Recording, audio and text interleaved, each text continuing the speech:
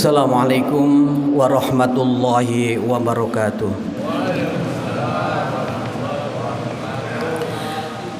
A'udzu billahi minasyaitonir rajim. Bismillahirrahmanirrahim. Alhamdulillahirabbil alamin. Wassalatu wassalamu ala asyrafil anbiya'i wal mursalin sayyidina Muhammadin wa ala alihi wa sahbihi ajmain. Qala Allah Ta'ala fil Qur'anil Azim. A'udzu billahi minasyaitonir rajim. Ya ayyuhalladzina amanu kutiba alaikumus syiyamu kama kutiba alal ladzina min qablikum la'allakum tattaqun. Shadaqallahul adzim. Ma'asyiral muslimin, sidang jamaah salat subuh Masjid Radul Falah yang berbahagia. Alhamdulillah bahwa sampai dengan saat ini Allah masih memberi kesempatan kepada kita untuk menikmati kehidupan, dan hidup yang diberikan oleh Allah kepada kita tidak kita abaikan, tidak kita sia-siakan. Terbukti masih ringannya kaki kita melangkah untuk menuju ke rumah Allah ini dalam melaksanakan serangkaian ibadah, mulai dari sholat sunnah sampai kepada wajib, dan masih sabar untuk menunggu kita melaksanakan kuliah subuh. Mudah-mudahan apa yang kita lakukan sampai dengan saat ini, baik ibadah yang berupa ibadah wajib maupun yang sunnah, senantiasa diterima oleh Allah Subhanahu wa Ta'ala sebagai amal soleh bagi kita semuanya. Amin ya rabbal alamin. Ma'asyiral muslimin rahimakumullah, bulan Ramadan adalah bulan ditebarkannya rahmat Allah secara luas, dikabulkannya doa-doa kita, diampuninya dosa-dosa kita manakala kita mau memohon ampun kepada Allah. Doa pun manakala kita mau berdoa kepada Allah. Terkait dengan hal tersebut, di Jawa Timur kemarin terjadi bencana gempa yang tidak hanya satu kali. Ini berarti musibah. Musibah itu bisa teguran, bisa peringatan, bisa adab pendahuluan, maksudnya adab pendahuluan karena ini di dunia yang diberikan oleh Allah kepada kita. Untuk itu, mari kita luangkan waktu kita sejenak. Saya mohon kepada panjenengan semuanya, jamaah yang masih setia untuk memperhatikan ajaran Allah dan Rasulnya. Mari, jangan-jangan ini merupakan teguran buat kita. Jangan-jangan ini merupakan peringatan buat kita. Jangan-jangan ini merupakan azab pendahuluan buat kita. Oleh sebab itu, mari coba kita merenungi diri kita. Kita memohon ampun kepada Allah, karena dengan permohonan ampun itulah maka hati kita akan menjadi bersih dan doa kita akan mustajabah. Setelah itu kita berdoa, memohon kepada Allah mudah-mudahan bencana musibah yang ditimpakan di negeri kita ini tidak terus menerus kejadiannya, tapi sudah selesai sampai di sini sajalah. Ini saja sudah banyak memancing atau menimbulkan kepanikan, banyak menimbulkan sesuatu yang amat sangat tidak enak. Mau tidur pun kadang-kadang berpikir kok jangan-jangan pas tidur. Ya pas tidur ya sudah selesai lah. Makanya kita harus siap sebelum terjadi apa-apa. Untuk itu, untuk mendahului kuliah subuh pada kesempatan kali ini, saya ingin mengajak kepada jamaah sekalian untuk sejenak menundukkan kepala kita. Mohon ampun terhadap Allah terhadap apa-apa yang sudah kita lakukan, kesalahan, dosa baik yang kita sengaja maupun tidak. Setelah itu kita mohon kepada Allah mudah-mudahan musibah bencana ini di stop, tidak terus. Mari kita sejenak beristighfar bersama-sama. Istaghfiru rabbakum innahu kana ghaffara. Astaghfirullahal azim. Astaghfirullahal azim. Astaghfirullahal azim. Astaghfirullahal azim. Astaghfirullahal-azim. Innallaha ghafurur rahim. Seraya mari kita mengingat apa ada di sekeliling kita orang-orang yang mereka itu secara ekonomi kekurangan, atau mungkin kita tahu baik itu kerabat kita, saudara kita, tetangga kita, atau siapa ada anak-anak yatim, baik itu yatim piatu maupun yatim saja atau piatu saja. Kita bertekad di dalam hati kita yang paling dalam, yang sangat bersih, meskipun sekarang uang itu belum kita keluarkan atau sedekah itu belum kita keluarkan, mari kita cari. Setelah itu kita berpikir bahwasanya saya yang pertama sedang menderita sakit. Mudah-mudahan lantaran saya berinfak atau memberikan sebagian rezeki kita sesuai dengan yang kita mampu, tentunya tidak usah terlalu memaksa, tapi ikhlasnya kita bagaimana yang akan kita berikan kepada anak yatim. Mari kita lihat siapa ya kira-kira yang saya tuju. Kalau sudah ketemu langsung nanti tak kasih itu. Berapa kita niatkan? Apakah 10.000, 20.000, 50.000, 100.000, tergantung kekuatan panjenengan. Mari kita ingat-ingat siapa yang akan kita beri nanti. Kita ingat-ingat.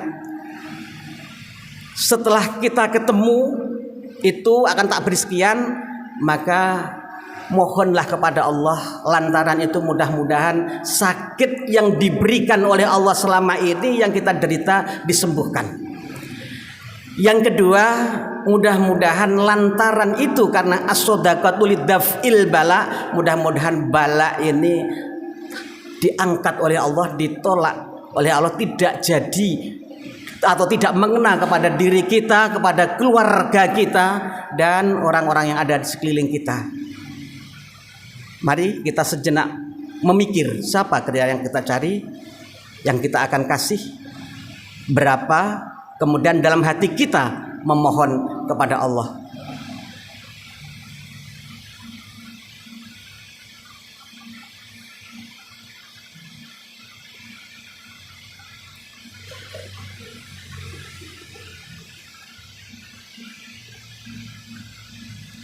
Terima kasih. Mari kita berdoa, mudah-mudahan bala ini dijauhkan dari diri kita, keluarga kita, dan bangsa dan negara kita. Allahumma sholli wa sallim ala sayyidina Muhammad wa ala ali Muhammad walhamdulillahi rabbil alamin. Allahumma ighfir lil muslimina wal muslimat wal mu'minina wal mu'minat al ahya'i minhum wal amwat. Allahumma adfa annal ghala wal bala wal waba wal faksha wal munkar wasuyuf al muhtalifata wasyada'ida wal mihan ma zuhara minha wa ma baton min baladina Indonesia khasah wa min baladi Palestin wa min buldanil muslimina amah innaka ala kulli syai'in qadir. Kita lanjutkan dengan doa yang kita inginkan sendiri-sendiri.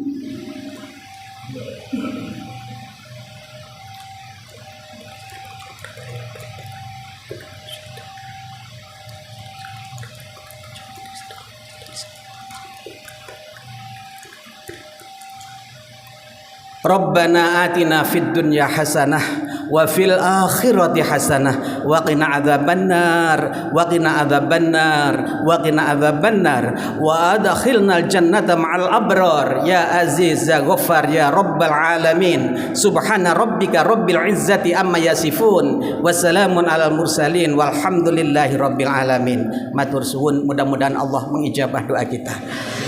Saudaraku masyarul muslimin rahimakumullah, Pada kesempatan kuliah subuh kali ini saya ingin menyampaikan sebuah materi, karena ini yang kita harapkan, mudah-mudahan rahmatnya Allah diturunkan, balaknya Allah dicabut. Makanya saya menyampaikan materi upaya menggapai rahmatnya Allah. Berangkat dari firman Allah yang terdapat dalam surat Az-Zumar ayat yang ke-53. Allah berfirman, a'udzubillahi minasyaitonirrajim.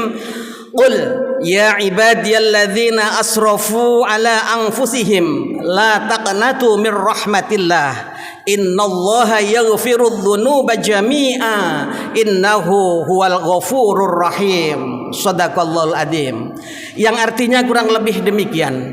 Qul, katakan Muhammad, viralkan Muhammad, umumkan Muhammad, sampaikan Muhammad kepada umatmu. Apa ini yang diperintahkan oleh Allah untuk menyampaikan kepada umat Nabi Muhammad, termasuk kita ini? Firman Allah, ya ibadiyalladzina asrafu ala anfusihim, wahai hamba-hambaku yang telah melampaui batas atas diri mereka sendiri.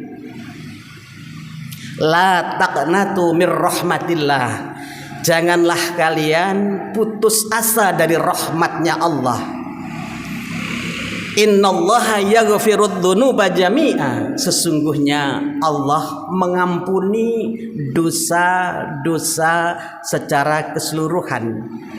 Innahu huwal ghafurur rahim, sesungguhnya Dia Allah zat yang Maha Pengampun lagi Maha Penyayang. Saudaraku, Allah memerintahkan kepada baginda Rasul untuk mengumumkan kepada kita. Lah sekarang ini karena Rasul sudah wafat, sudah tidak ada, maka melalui lisan saya menyampaikan kepada para jamaah sekalian.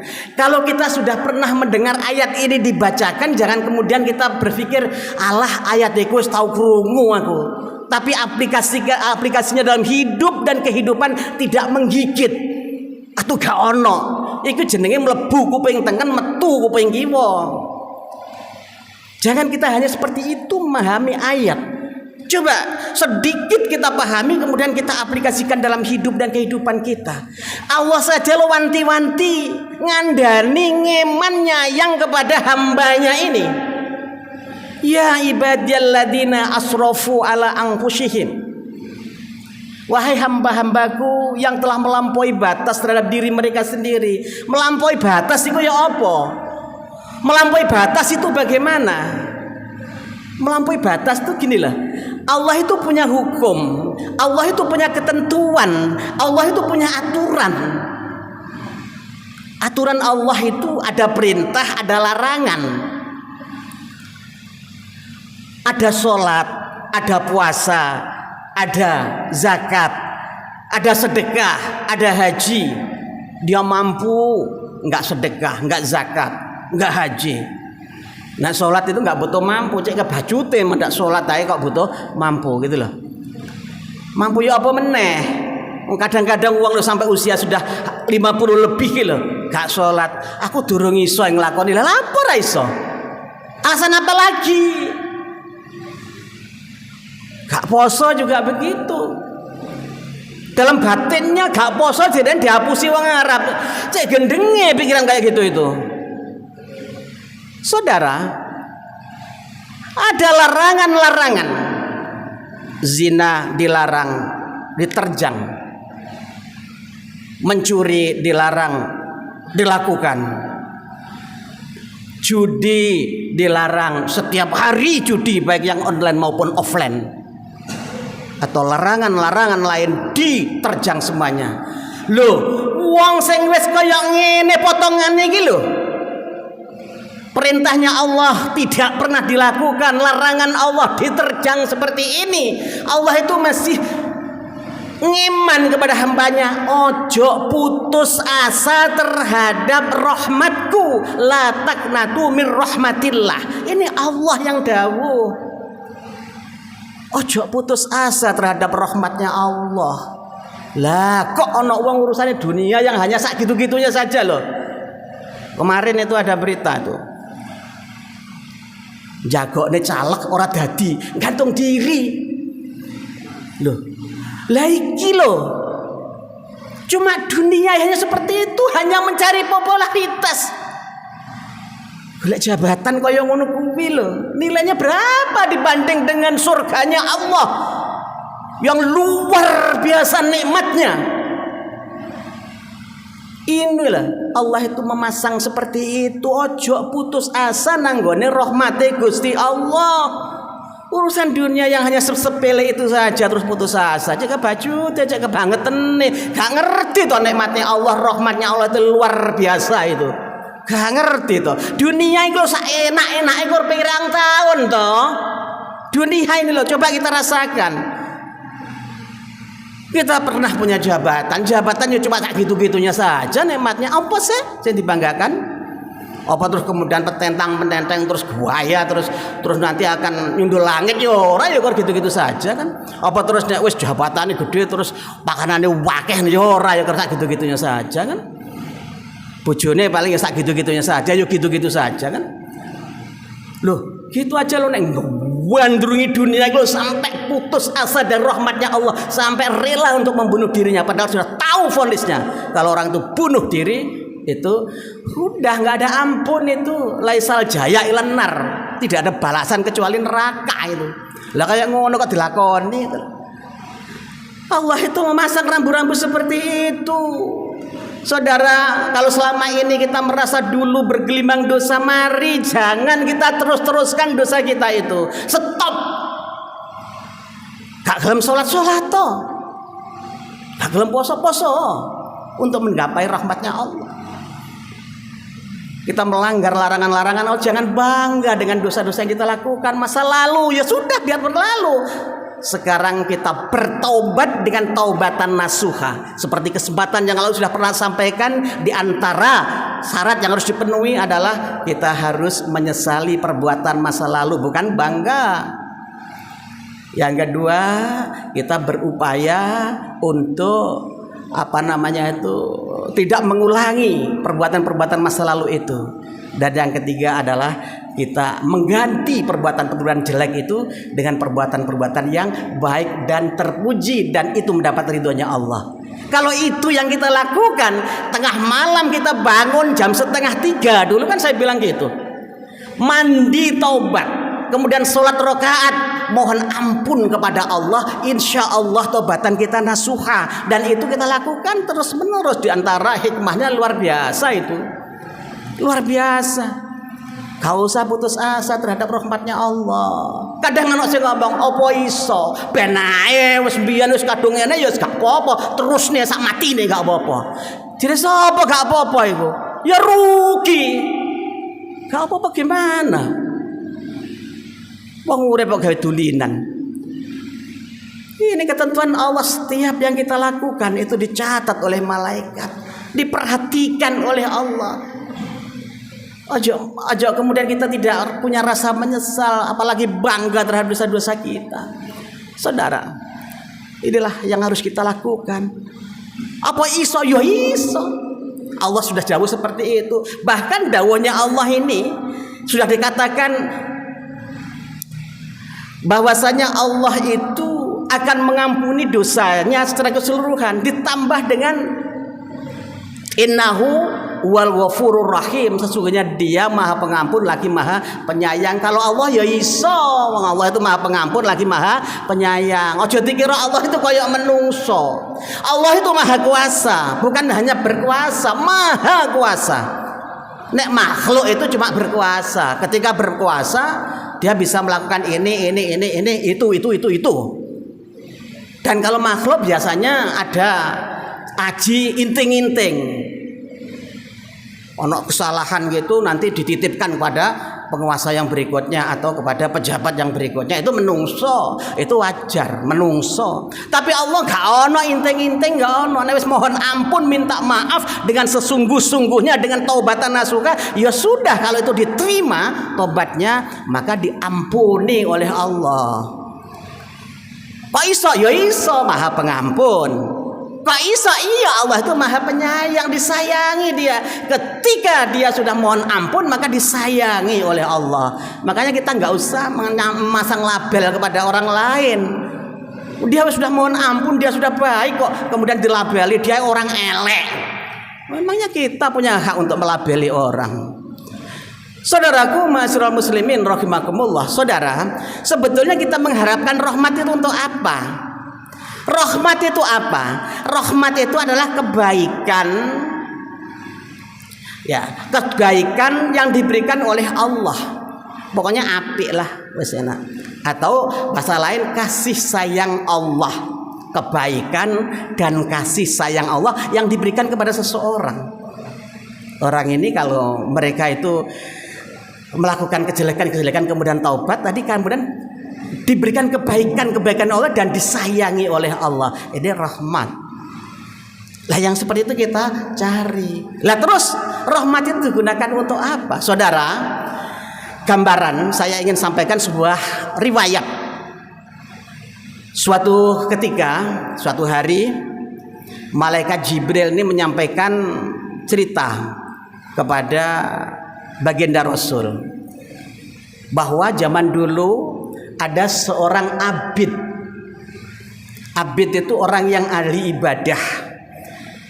Dia tinggal di puncak gunung atau di gunung yang tinggi. Gunung itu ada di tengah laut.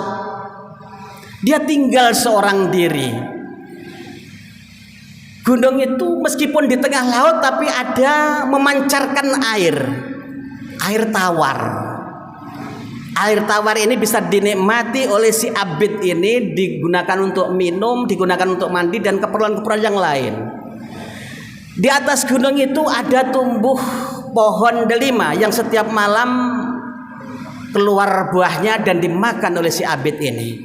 Si abid ini kegiatan atau aktivitas kesehariannya hanya ibadah dan ibadah, memohon mendekatkan diri kepada Allah. Di dalam ibadahnya si abid itu mohon kepada Allah, ya Allah, nanti saya mohon untuk bisa dimatikan dalam keadaan sujud, dan saya mohon agar jasad saya tidak tersentuh oleh tanah dan yang lainnya. Maka Allah mengabulkan doa si abid ini. Dia ibadah tidak hanya sehari, 2 hari atau sampai 60 tahun seperti usia-usia orang sekarang, enggak. Abid ini ibadah 500 tahun di pucuk gunung dewean, gak tahu maksiat, ibadah tok. Lah arep maksiat apa wong nang kono gak apa-apa. Ibadah tok. Nah, malaikat Jibril dapat bocoran dari Allah bahwa nanti kelak di peradilan Allah, Qadhi Rabbul Jalil, hakim yang maha adil, si abid ini diperintahkan melalui malaikatnya untuk dibawa ke surga. Masuklah kamu ke surga atas dasar rahmatku. Si abid ini ngerasa, aku ibadah 500 tahun, rek masuk aku mlebu swarga berdasarkan rahmatnya Allah. Dan jawab, melainkan berdasarkan amal saya ya Allah. Allah memerintahkan yang kedua kali, masuklah kamu ke surgaku atas dasar rahmatku. Abid ini ngomong lagi, melainkan berdasarkan amal saya Tuhan. Sampai 3 kali. Karena sudah sampai 3 kali dan abid menjawab dengan jawaban yang sama, rumongso amale akeh, maka Allah memerintahkan malaikat dia supaya dihisab, dihitung, dibandingkan mana yang lebih banyak antara nikmatku dengan amalnya. Maka setelah dihitung, dikalkulasi semuanya, ternyata nikmatnya Allah jauh lebih berat daripada amalnya, amal perbuatan atau amal ibadah yang pernah diperbuat oleh si abid ini. Karena ketentuannya seperti itu, maka Allah memerintahkan kepada malaikatnya, malaikat, bawa dia ke neraka, masukkan dia ke neraka, karena amalnya kalah dengan banyaknya nikmat saya.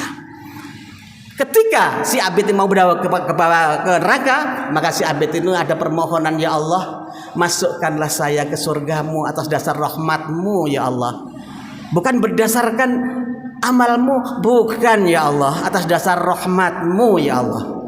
Saudara, dari kisah ini kadang-kadang ada orang itu yang berpikiran dangkal. Dia ngomong, "Lah apa lek ngono soro-soro ibadah? Lah apa soro-soro amal? Wong toh nanti masuk surga bukan karena amal, bukan karena ibadah, tapi karena rahmatnya Allah." Saudara, kita jangan salah persepsi bahwa kita beramal, kita beribadah itu adalah untuk mengundang, untuk menjemput rahmatnya Allah. Lah rahmatnya Allah itu kalau dijemput, diundang seperti itu, maka akan diberikan oleh Allah. Lah nek gak gelem ibadah, gak gelem amal, sing gawe ngundang apa? Sing digawe jemput apa? Begitu loh. Kita itu harus bisa memahami sesuatu kisah, sesuatu riwayat itu seperti itu manfaatnya. Terkait dengan hal ini, ma'asyiral muslimin rahimakumullah, maka rahmat Allah itu penting ternyata, dan kita harus undang, kita harus jemput. Dengan cara apa? Inilah upaya-upaya kita. Pertama, sebetulnya cuma saya sampaikan beberapa saja karena tadi sudah terlalu lama saya. Yang pertama adalah dengan cara sholat, baik sholat wajib maupun sholat sunnah. Udah nggak asing lagi kan kita sholatnya diapii dan mendatangkan rahmatnya Allah. Sholat sunnah itu biasanya sebelum subuh anak sholat sunnah 2 rakaat, itu keutamaannya lebih utama daripada dunia dan isinya. Ini tidak hanya terbatas Ramadan. Ketika selesai sholat isya, yo anak sholat sunat rawatib 2 rakaat. Lah ngono ku ya aja ditinggal nih. Lho kadang-kadang itu imame sudah ngadeg sholat, dia panggah lungguh ae. Lah kok gak sholat kenapa? Wong nang kene wong kuwi sholat sunat ae. Loh, lah memangnya sholat tarawih itu sholat apa? Sholat tarawih itu sholat sunnah, dan keutamaan pahalanya lebih besar sholat sunat rawatib daripada sholat tarawih. Terus yang ini kene wong bodoh ya mikire, lek ngono gak usah sholat tarawih pisan ae. Lah ya terserah. Wah dikandani ngundang rahmatnya Allah dengan sholat wajib ataupun sholat sunat, kok malah gak gelem sholat tarawih, ya kuwi wong rugi jenenge. Yang berikutnya nomor 2, mari kita perbanyak zikir dan doa kita untuk mengundang rahmatnya Allah. Zikir kita, doa kita. Syukur kalau doa-doa yang dipanjatkan itu doa-doa untuk mengundang rahmatnya Allah. Misalnya, Rabbana atina min ladunka rahmah wa hayyi' lana min amrina rasyada. Itu doa untuk mengundang rahmatnya Allah. Doa itu kita panjatkan setiap saat dan waktu. Yang ketiga, agar rahmatnya Allah itu datang kepada kita, kita undang, kita jemput dengan cara kita melaksanakan ibadah perintahnya Allah ini dengan ringan, melangkahkan kaki, dengan senang kita. Sholat tarawih senang, puasa senang, perbuatan yang lain kita senang, ringanlah kaki kita itu melangkah, enggak abot-aboten atau ngedumel. Nek ngedumel tandanya abot. Kita laksanakan dengan ikhlas, dengan ringan, dengan senang hati, itu rahmatnya Allah akan datang kepada kita. Dan yang keempat, kita mencintai firman-firman Allah. Firman Allah itu kan Al-Quran. Mari kita baca itu Al-Quran itu, kalau kita kepingin mengundang rahmatnya Allah, sebagai bentuk upaya kita mengundang rahmatnya Allah. Al-Quran gak iso maca, wis usine 50 punjul ra gelem belajar. Kalau nggak bisa baca karena kitab suci kita, ya belajar. Lah nek terus gak iso maca, bangga dengan ketidakbisaannya, terus gimana?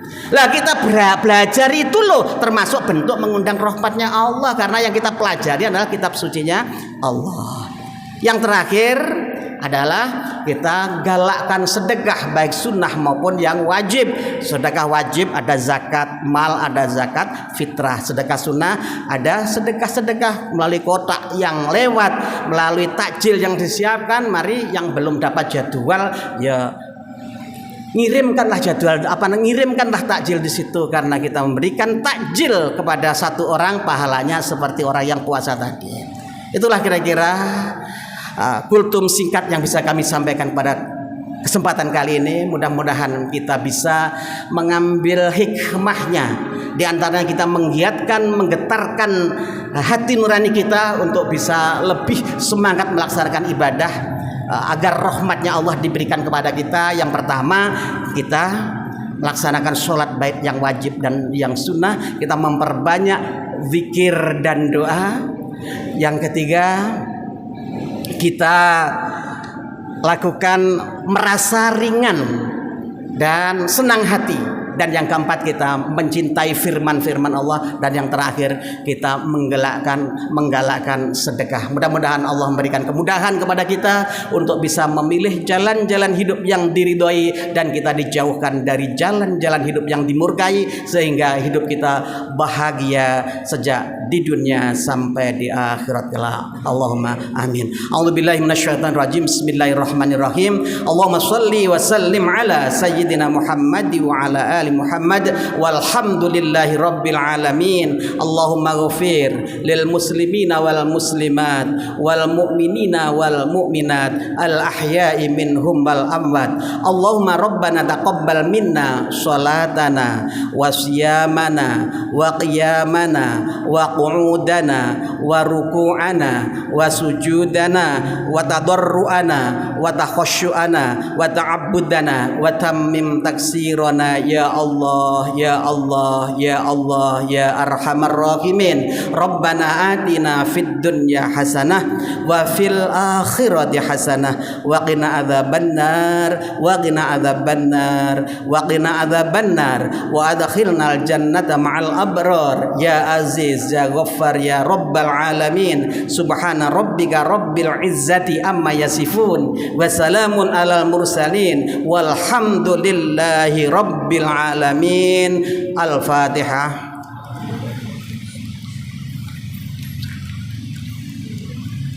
Assalamualaikum warahmatullahi wabarakatuh.